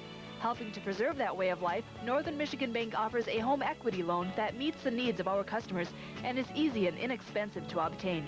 This loan can be used for whatever you decide, whether it be a new car, a boat, a vacation, or your children's education, and the interest is tax deductible. Northern Michigan Bank, working hard to make our town even better. What makes our town, Iron Mountain Kingsford, so special? People who get involved, such as Hometown Lumber. They sponsor the Dickinson County Athlete of the Month and Year Scholarship. Hometown Lumber is the oldest, most experienced lumber yard in the area. It's that experience that makes them stock and recommend Manville shingles. Manville shingles protect your home while they add to its beauty. Manville shingles from Hometown Lumber, 213 Carpenter in Kingsford, your close-to-home lumber yard.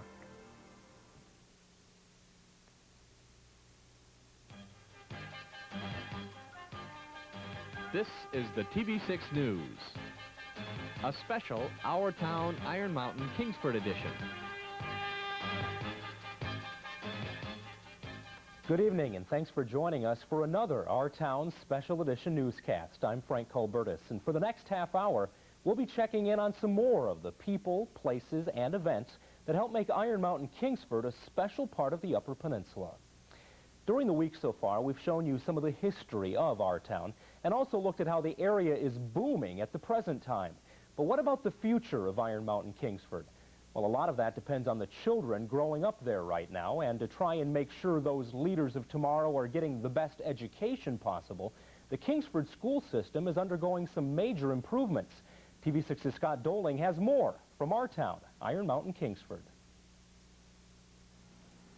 Phase 1 of the project to rebuild Kingsford schools was completed in August of '89 with the opening of the Woodlands Elementary School.